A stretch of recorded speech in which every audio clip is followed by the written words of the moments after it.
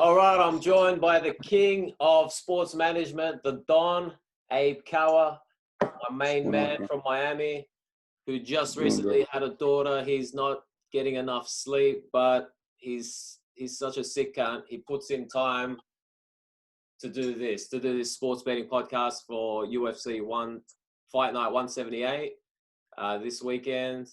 Hey, what's happening, brother? I'm doing good, man. How are you? Yeah, good, man. You know, a bit sleepy. It's the earliest I've woken in since last time. There's that, baby. I don't know what sleep is. So I don't know what sleep is. So whatever you're getting right now is way better than what I'm getting. So we're good, bro. We're good. How many hours are you getting right now? Probably like I'll probably get like 3 hours at a time. So like 3 and then 3 and then 3, and that fluctuates. Sometimes 4, sometimes 2. It just kind of you kind of roll with it. So it's mostly just naps. Your days are just naps. Pretty much. Nap, work. And then you don't sleep because you got to be up and you got to work. So you're up and working. But then like when you're thinking you can go to sleep, you can't. Yeah. That's the part that's what's the best thing about having a newborn and the worst thing? Man, I know it's gonna sound weird, but I love the smell of a newborn baby, man. It's a really, really, really cool thing, and they don't do much. They they poop, they eat, they go to sleep, and they cry. That's pretty much what they do, for now, for the first few months. I mean, for the first few weeks until they start, recognizing and smiling and doing all that. So I just like the smell of the way I can remember my first being born and like really enjoying that. And it's a cool feeling. I really enjoy it. Yeah. I know it's weird. I'm not trying to go around smelling newborns. I've never done it. But my own child and my own baby, I love the smell of my own children. Have you brought her to the FRM offices yet? No, and I would not do that. There's way too many athletes that walk in through there. So whatever the ish they're carrying, I do not want her to have it yet. Yeah. I just gotta wait. We'll wait a few, and then she'll go make her appearance over there for sure. Yeah. How's Miami right now with the whole COVID situation? Man, I think like the rest of the world, we're seeing cases go up, but deaths go down. So, I think the worst of it is pretty much over for everybody. I actually think it's the worst. The worst is over for everybody. All the deaths are dropping. That's the most important statistic that's out there is deaths. And if deaths keep dropping, then I don't know why anyone should be, covering up and doing all that stuff. Yeah, I just don't see it. There was a study that came out for asymptomatic people that they don't transmit. So even if you test positive, if you're not symptomatic, you're not transmitting. So why all the craziness? But that's just me. Yeah, it's all bullshit.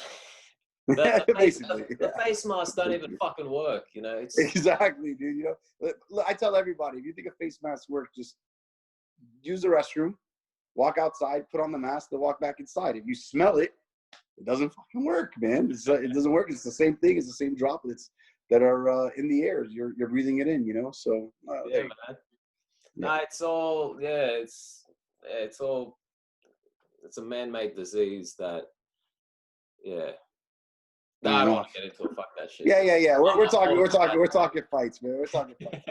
Yeah, but I hope everything's good where you're at too, bro. I know Australia went through a rough one, but I hope you guys are good and all that. Yeah, we're good. Like New South Wales, we've basically everything's gone back to normal. Nice.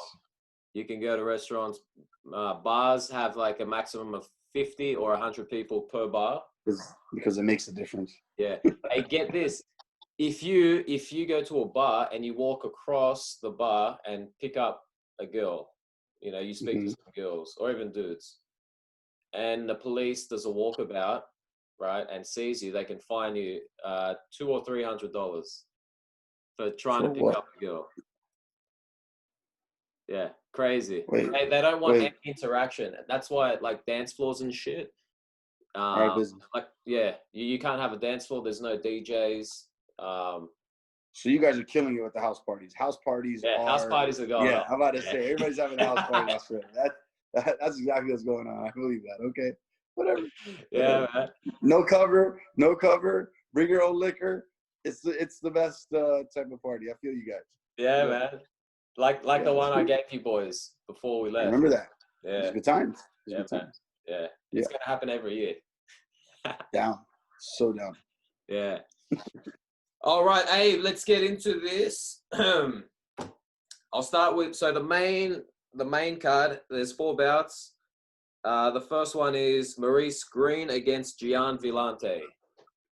John's coming up from light heavyweight to heavyweight. It's his first fight in heavyweight, It's right? his first heavyweight fight. It's his first heavyweight fight. John's good, man. He's athletic and he's good. I don't know how it translates. I don't know about the guy. The only guy that I remember going from light heavyweight to heavyweight and being successful is DC. Yeah. I don't know many guys that have gone from light heavyweight to heavyweight and been successful. But John's got talent, man. He's a talented guy. Brian Bader. It's Maurice Green. Brian Bader's. Bader. Yeah, Bader and Bellator did that. That's true. He did it too. That's a good point. Man, that's a tough one for me. I'm not gonna lie to you. I'm torn a little bit here between John Vilante and Maurice Green. Maurice Green is 8-4 with 3 knockouts, and he's coming off back-to-back losses. And his last loss was at UFC 246 when you and Jorge were there to watch, McGregor and Cowboy. And he lost to your boy, Oleinik, by first round. I think it was a triangle choke. Yeah. I'd go. Do you remember seeing him? Did you? Yeah. No, I know Maurice Green really well. I know the whole thing. He can I'm fight? I'm looking at it from both guys. I'm looking at it from both sides, right? Like, you got to think John on one side of it. He looked so good at light heavyweight at times, and then he looked really bad at light heavyweight at times. Yeah. So maybe being at heavyweight, not cutting weight. He's not a huge guy, but he's fast. But so Maurice Green also. I'm gonna take John. I'm gonna take John Vilante. I'm gonna take John Vilante in the finish over Maurice Green. No disrespect to Maurice. This is just, me going with the faster guy, I want to say. Yeah. Faster, possibly more athletic guy than Maurice Green. I agree. And the experience too. Gian is 17-11 with 10 knockouts. And he was the first person to knock out Corey Sanders. Yeah. Corey Anderson. Anderson, yeah. Who's Corey Sanders? No idea.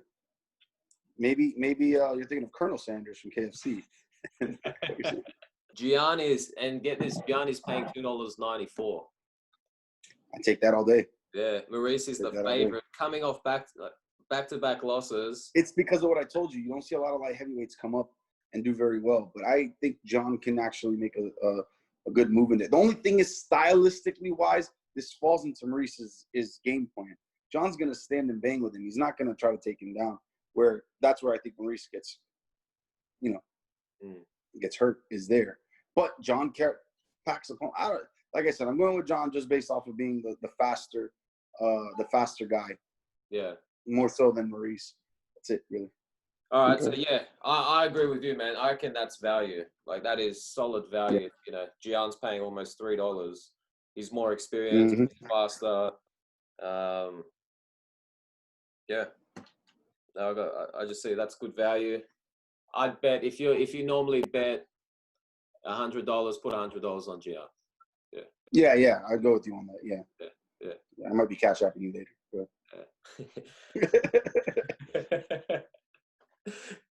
All right. Pick 2, Abe, middleweights. Brendan Allen against Kyle Dorcas. And Dorcas is a late replacement for Ian Heinisch. So yeah, I'm gonna go Brendan Allen on that one. I just think that's if I'm putting money down, I'm putting money down on Brendan Allen. He's good, man. He's good. He's a good fighter. I'll take Brendan. Not that I don't know too much about what's his name, but and he's good. He's not bad, but it's just typically first fight in the UFC, those guys don't do very well. Yeah, they don't do. The late replacement guys don't typically do very well against the more experienced and very talented guys. We saw that just recently last week, So I wouldn't take Daukaus is his name. Daukaus, yeah, Daukaus. He's got no knockouts, so Daukaus is 9-0, 0 knockouts, 8 submissions. Yeah, I've learned not to look at people outside of. Now, look, if he came from Bellator, or he came from ONE FC, or he came from even another big promotion, it's cool. If you're coming from the LFA, LFA is great. Don't get me wrong. It's actually one of the better ones, but there's a lot of regional promotions, and I call LFA regional promotion. when you're coming from those promotions, you've got to be very careful on taking those knockouts and taking those things as true to heart. You'll get a real idea of who Dawkins is in this fight. Is that you guys get you understand what I'm saying? Yeah. I wouldn't take and again, that's not a knock on these regional promotions, but you can't. The level of competition at the UFC is not the same level. They come from the LFA, they come from the regional shows, but it doesn't mean that's a level of competition they fought in those 9 knockouts. You know, of those 9 knockouts, 8 of them may have been in his first 8 fights, and the last 2 he went 1-1. You know, and there's a reason for that. The level of competition starts getting higher, and you know it's a lot harder to finish guys. Just the way it goes. So again, not to put a knock on the kid at all. I think he's actually really good. Just sometimes that first fight, lights are big, eyes get wide, you become a deer in headlights, and everything you've done before that goes out the window. So we'll get to know who this kid is this fight. Yeah, exactly. Yeah, I agree with you. Yeah, like you said, man, Brendan's got he's on a 6-fight win streak. I think all of them are in the UFC. Brendan's good, man. Yeah, Brendan's good. He's the favorite, right? How much? Yeah, he's the favorite. He's paying $1.34, and Dawkins is paying $3.18. So, wow, $1.34. I would stay away. Just let it go. I wouldn't bet against it. You know, just. Abe, how do you think he wins? Do you think he'll win on points? He's got submissions, right? Yeah, Brendan's record's 14-3, 4 KOs, 8 submissions. Yeah, submission. I would assume. Kid is really good on the ground. Like I'm telling you, he takes anybody down. It's a problem. That kid's a problem on the ground. I would take him by submission. What does the submission pay you? $3.75. That's good. I'd put $100 on that easy. Yeah. Yeah. Brendan Allen by submission, $3.75, and on points, $3.60. Oh, I'd hedge it. I'd do both. $50 on each. You're not bad. Yeah, I'd put 50 on each and just go that route. Yeah. I sound like a professional gambler, and I'm not. Yeah. So that's pick 2. Pick 3. Now this is your boy Platinum Mike Perry against Mickey Gall. So Abe, you don't have to say shit. We know you're the most loyal sports manager in the game. You want your fighters to knock out the cunt in the first 5 seconds, like Jorge did. Askren. So you don't have to say anything about this. If you want, you can say, do you think the fight goes the distance or not? Or you don't have to say. I hope it doesn't. I mean, I hope it doesn't. I hope he knocks him out in the first round, you know? But listen, is there a more wild guy in the UFC than Mike Perry? I don't think anybody's as wild as that guy is. Yeah. You never know what you're going to get out of him. But, you know, he always comes and he always shows up. You know, he always shows up. He doesn't disappoint, whether it's pre-fight, post-fight, during the fight. You're always going to get some sort of entertainment value out of Mike. If we get a KO out of this one, I'll be happy. So let's get a KO. That's the way I look at it. Let's get a KO. Dustin Poirier against Dan the Hangman Hooker. Who do you like? That is a fight, man. I like that fight a lot. Here's the thing. I know DP. I've seen DP. I see how the way he trains. I see it. He's a dog, man. There are certain guys that are just dogs. I'm not saying Hooker's not a dog. Hooker's a dog too. I think this one I need to know who's paying what, and that's kind of the way I'll move accordingly. Because if you just ask me to put, just say who's going to win the fight, I don't know. I can. I think I need to bet I need to pick based on where the odds are, because you got to give me odds. But give me odds. That's anytime you see the odds, it's always gonna corrupt your intuition. Always. So here's the thing. Look at I want to say at the very end. I want to say that I gotta go. You gotta think. Dustin Poirier hasn't lost to a lot of guys. The guys that he's lost to are all really, really top-notch fighters. This is even saying when he was at 45. It's not like Dustin Poirier is a walk in the park for anybody. And at 55, his only loss has been to Khabib. So is Hooker going to do what Khabib does? No. Does Dustin have hands? Yes. And, I've seen Hooker get KO'd. I've seen it. I've seen Dustin get KO'd. And I think Hooker's a little taller than Dustin. If I'm not mistaken, he's a little bigger than Dustin, right? And he's got a... So I don't know if his length is going to be an issue for Dustin, but I've seen Dustin fight every style imaginable, and he's done great. at 55. So my gut says go Dustin based on that. But, you know, if you give me odds and you tell me, hey, Hooker is a 2-1 underdog, man, that's good. That's good value there. You can't say no to that. I think I would take Hooker just on the odds. But in terms of, like, you know, if it's a pick 'em, I'm going Dustin. I think he has intangibles that you can't account for. Yeah. That's my you know, breakdown of the fight. I mean, Dustin's got good ground game. He's got excellent hands. If this stays standing, I think Dustin wins, and Dustin probably wins. Look, I've seen him go toe to toe with Max. I've seen him go toe to toe with the best of them, with Anthony, with you name it. He's gone toe to toe with him. He's got good hands. He's got really good boxing, really underrated boxing. Dustin has. So I think I'm going Dustin. Not to say Dan doesn't have good. He's got phenomenal stand up. I've seen him also. You know, those guys out of City Kickboxing, they got a really good coach over there and a really good camp, and they do really good work. So I'm not saying they don't. But I think if Dustin shows up, Dustin wins. And I think if Dustin's checked out a little bit, and maybe, you know, Hooker's got a little bit more of that hunger in him, and he wants it, then Hooker will win. But again, I'm gonna go off of what I know, and what I know is Dustin is a dog. He doesn't like getting hit. When you hit him, he's gonna hit you back. So no matter whether you're hungry or not for a fight, when you punch a man in the face, that dog comes out. Yeah. We'll see what happens, you know. So I'll take Dustin in this fight. Yeah, I agree with you. I think, like, look, I gotta be loyal to my, you know, my neighbors across the. I don't blame you. Across the. You're not off. But I think Dustin's gonna win on points. I think he's just because he respects, you know, Dan's striking. Dan, I watched the Felder fight again yesterday as soon as the UFC uploaded it, and like that wasn't really as close as people thought. Like, people said it could have gone either way, but if you watch it, Dan clearly won rounds 1, 2, and 3, and the 5th round was debatable because he got that takedown at the end.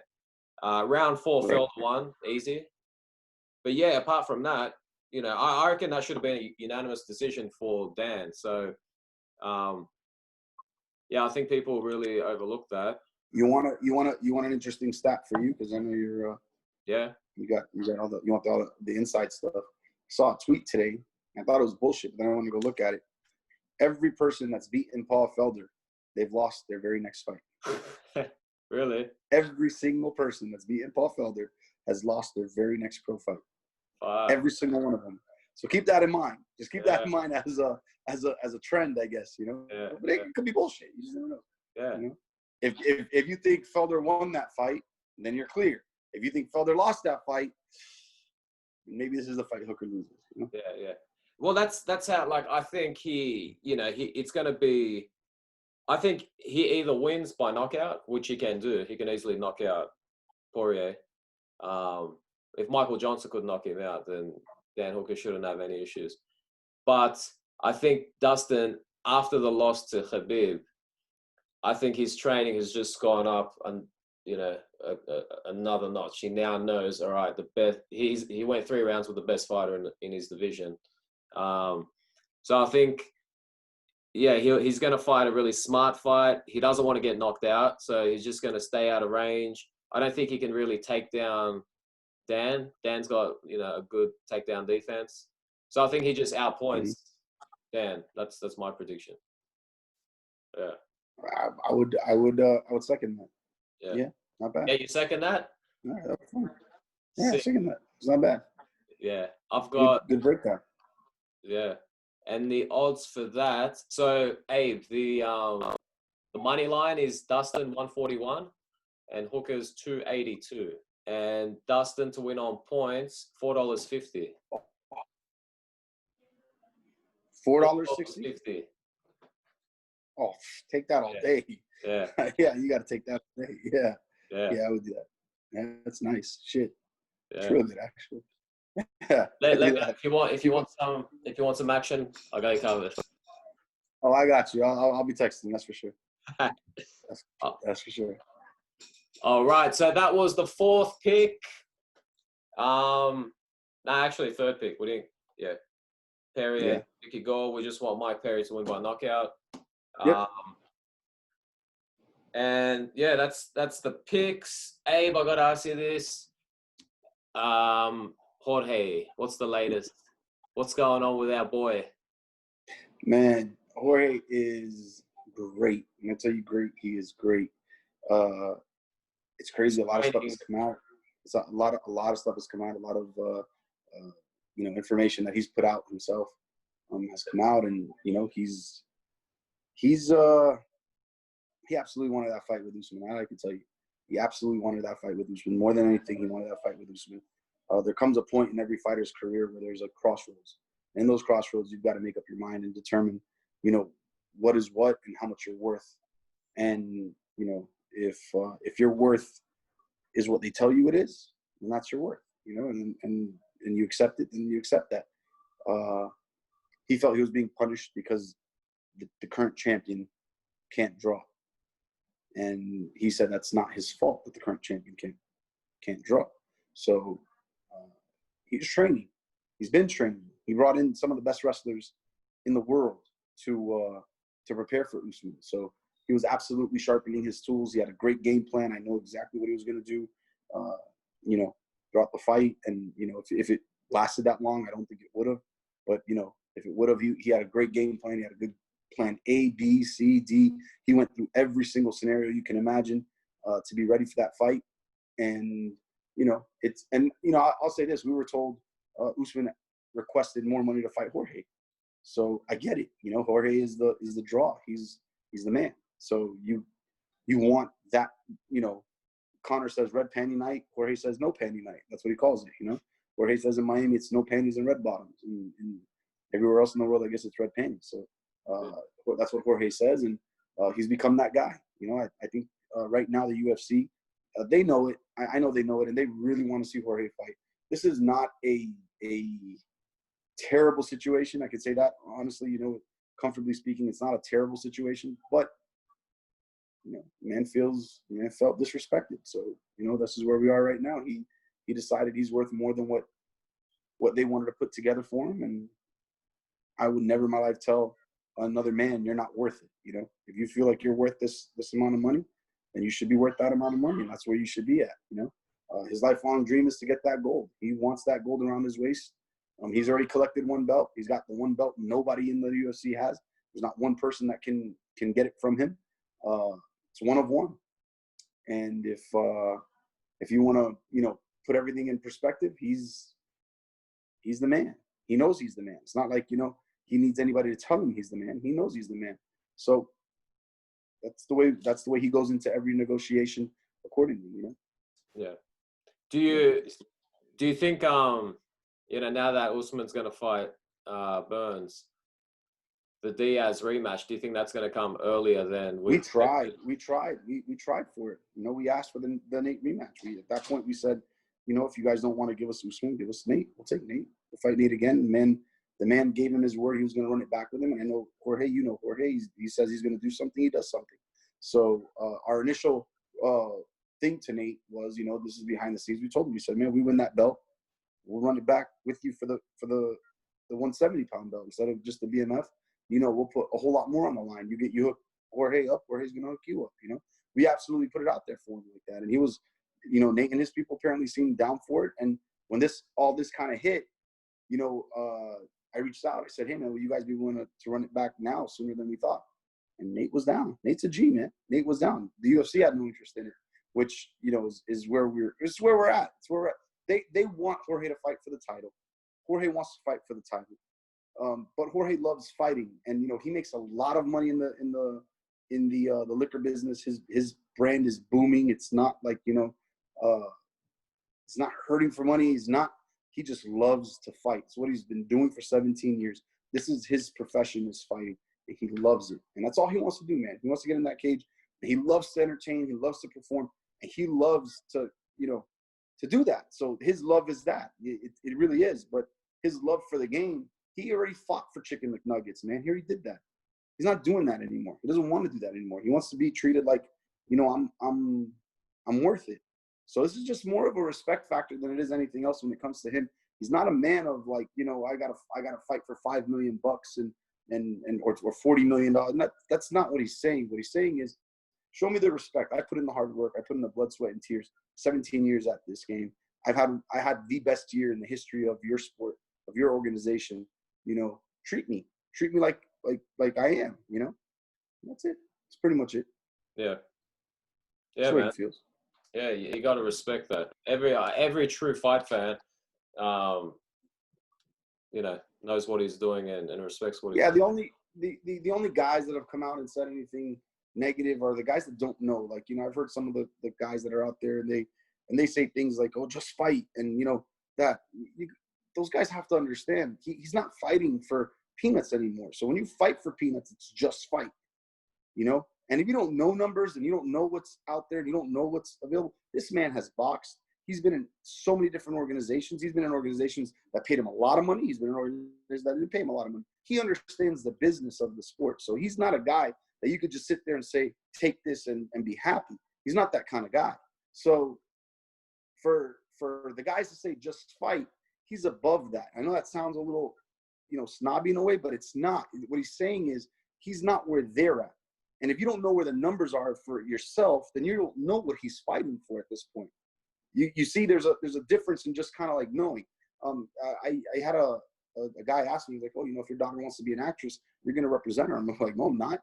Like, "What do you mean? You do this?" I go, "Man, I can negotiate a contract. I'm not worried about that, but I don't know the movie industry for me to be like, I'm going to get the best deal for my daughter. I don't know the best deal for my daughter in the movie industry. I'd have to assume, and I'd have to break down. I'd have to be in the business. I'd have to know all those things." Jorge's been in the business for 17 years. Yeah. If you think someone is putting the wool over that man's eyes, it's not happening. So, you know, he believes exactly where he's at, where he's supposed to be at. You know, he puts his faith in God, and that's where he is. That's just where he is. He's okay with it, you know. And the guys that are saying this fight, it's just different levels, man. It's just different levels. They should call me actually, and I can help them. That's the way I see it. Yeah. Hey, look, it's all respect to the man. You know, he's the only person on the UFC roster who fucking started in backyard fights. No other fighter has this resume. And yeah. And when I say this, 2019 fighter of the year, all knockouts. When I say this, yeah, go. You could take this to the bank. You could take this to the bank. He's changed the game, and people will understand that in a little while. They'll understand what I mean by that, and you'll understand what I mean by that in a little while. It won't make sense now, and people will think, "Oh, he changed the game because of this or this or that," or Connor's the only one that's changed the game. No, he's changed the game, and you'll understand that in a little while, you know, and people will understand why we say he's changed the game and how he's changed the game. Yeah. So, do you think he'll bigger things at work? Bigger things at work. Yeah. Look, you know, you trust the universe. If you, as long as you do right by you and the people around you, which is what he's doing, the universe will take care of the rest. And you know, who knows? Like you saw, you know, he lost to Wonder Boy, took a year off, came back, 2019 Fighter of the Year. So who knows what's in store? But he's a guy that's taking time off, and his fan base has grown. It hasn't shrunk. Yeah. You know, he keeps growing and growing in his fan base, and I see it. You know, the media demands for him, the sponsorship demands for him. The man is turning down deals because they just, you know, he doesn't want to put his name behind every single thing that comes out, and they're willing to dump money on the guy. He just, for him, it's not like that. He's very happy where he is in his life right now, and he's, you know, he just loves to fight, man. That's the one thing I say. The man loves to fight. He loves the sport. He loves the competition more than it's a drug that he said this in a lot of interviews before. It's a drug that you can't buy on the street. It's the one thing you go looking for everywhere in the world. It's a rush that there's no other feeling. He goes, if I could describe it and I can make it a pill, I'd never fight again, but there's just nothing. So it's the one thing he wants. It's the one thing he wants to do. He loves it. Yeah. Sweet. Well, hopefully we'll see him sooner than later. We'll see him before the end of the year. Definitely. He'll be fighting. Yeah, he'll be fighting for the end of the year. Yeah. I'm very convinced. Yeah. Like I said, the UFC wants him back in there. He wants to be back in there. We just got to find a deal to make it work, and we've always made deals work. So I'm not worried about that. We'll be paying attention to who wins, the belt between Usman and Burns. You know, we'll obviously be paying attention to that. see how that fight turns out. And, you know, good luck to both those guys. And we got to do a pick for that. See how they, we'll do a pick for that. It's going to be interesting. Yeah. I'll reserve my comments until then.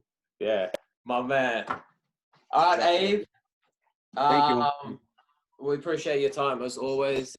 You're the sickest sports manager in the game. My bad. Fucking biggest sick cunt, man. Honestly, you're the best. But I appreciate you, man. Yeah, let's hope these picks come out. These picks stick, right? Yeah, let's do it. We got them all right last time, but we got the fucking method of victory wrong. I think O'Malley by knockout against Wineland. I think that was the only one we picked right. We nailed Nunes by knockout. She wins on points. She wins on points. Aljo won on submission. Fuck. Aljo won on points. Yeah. So did I. I didn't know that. I didn't think that one was gonna go. I didn't think he was gonna finish him. I thought he'd win. Definitely thought he'd win. Just didn't think he would finish him. Yeah, not bad though. That's good. You know, I'm good at the winning and losing part. Maybe just not the best at the method part, but shit, I'll take it. No problem. Hopefully, we'll change now. Now that you're a new dad for the second time, maybe a new old dad. And that's the way it goes. Yeah. There you go. Appreciate you, bro. You've got some extra senses. Juju? Extra juju? Yeah, I like that. I'll take it. I appreciate you, man. Cheers, brother. All the best. Give my best to the family. Hey to everyone. And I'll hit you up on Fight Night, brother. My man. I'll talk to you later. Let's get these babies. Yeah, right? I'll talk to you later.